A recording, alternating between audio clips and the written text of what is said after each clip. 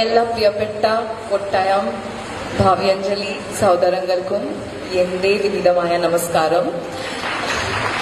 And അരങ്ങത്തിൽ പങ്കെടുത്ത എല്ലാവർക്കും എന്റെ ഹൃദയം നിറഞ്ഞ ആശംസകൾ.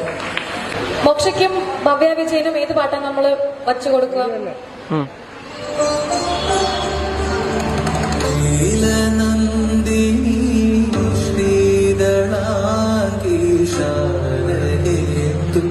വദനേ ദേവി